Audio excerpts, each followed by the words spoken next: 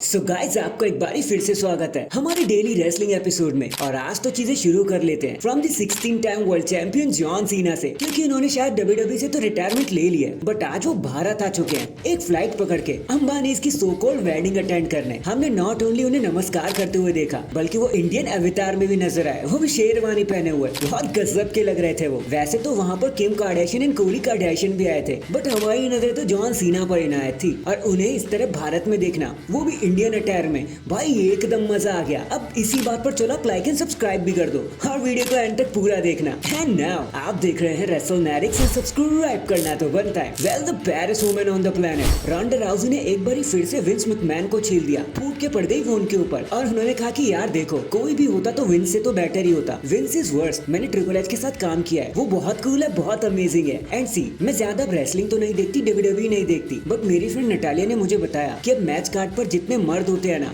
उतनी औरतों के मैच भी होते हैं। एंड यही मैं देखना चाहती थी। एंड मुझे बहुत खुशी हुई ये जानकर कि ट्रिपल एच इक्वालिटी पर भरोसा करते हैं और उसे करके भी दिखा रहे हैं ऑन स्क्रीन, इसलिए वो एक अच्छे लीडर है। But Vince is just annoying. कोई बच्चा भी होता ना तो उनसे अच्छी कंपनी चला लेता, उनसे बेटर काम कर लेता। एंड कुछ यही वर्ड्स थे रोंडा राउजी के मिस्टर मैकमैन के लिए। बाकी शी इज सो फ्यूरियस। हम जानते कि कैसे वो कुछ भी बोलने से पीछे नहीं हटती, तभी तो उन्हें baddest woman on the planet कहा जाता है। लेकिन व्हाट डू यू थिंक यार, आप मुझे बताना, वो कमेंट जो भी उन्होंने किए, आपको इस बारे में क्या कहना है? आप मुझे कमेंट करके बताना कि बेटर कौन है, ट्रिपल एच या फिर विंस मैकमैन। भाई मजा आएगा इस चीज पे बात करने में। नेक्स्ट 2020 के अराउंड या फिर थोड़ा उसके आसपास ही हमने देखा कि कैसे चैट गेबल शॉर्टी जी बनकर घूम रहे थे। उन्होंने उसी कैरेक्टर को अपना के एक फेस कैरेक्टर प्ले किया। बट अभी आप सोच रहे होंगे कि यार अब मैं 2024 में आपको ये सब बातें क्यों बता रहा हूँ, ये तो कुछ मैटर नहीं करता ना। लेकिन गाइस मैटर करता है। तो देखो बात ये है कि हो सकता है वही शॉर्टी जी का कैरेक्टर अब आपको वापस से देखने को मिल जाए, क्योंकि खुद चैट गेबल ने ये भी कहा है कि देखो, जब पिछली बारी मैं बहुत हार्ड टाइम में फंस गया था तो मैंने शॉर्टी जी कैरेक्टर का सहारा लिया एंड फिर दोबारा से मैं जाग गया।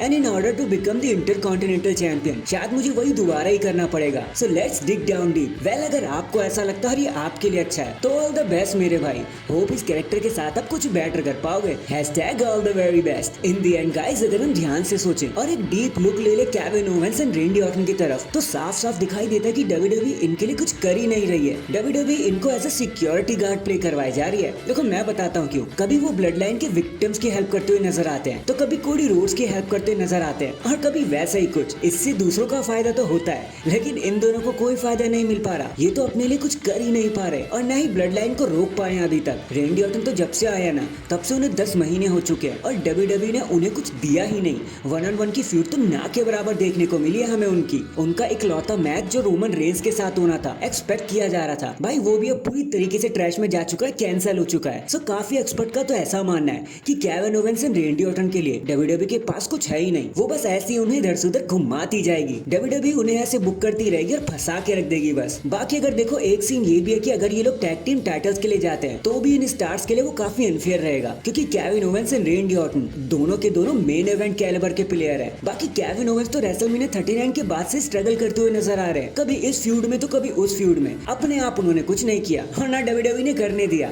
वैसे डब्ल्यूडब्ल्यूई चाहती तो इन्हें मिड कार्ड में बुक कर सकती थी, एक अच्छा ड्रामा दे सकती थी, एक अच्छी बैकस्टेज स्टोरी दे सकती थी, लेकिन डब्ल्यूडब्ल्यूई ने ऐसा नहीं किया। उनको तो सिक्योरिटी गार्ड बनाना ज्यादा जरूरी समझा उन्होंने। बाकी पता नहीं है डब्ल्यूडब्ल्यूई चाहती क्या है। So that is it guys. अभी के लिए तो बस इतना ही। देखो आप मुझे बताना, आपको क्या लगता है केविन ओवेंस एंड रेंडी ऑर्टन, अगर ये दोनों आपके हाथों में होते तो आप इनको कैसा बुक करते? कमेंट करके जरूर बताना। एंड चैनल पर नया है तो चैनल को जल्दी से लाइक एंड सब्सक्राइब कर दो। बाकी मैं मिलता हूँ आपसे किसी और अपडेट के साथ। तब तक के लिए अपना ख्याल रखें और खुश रहें।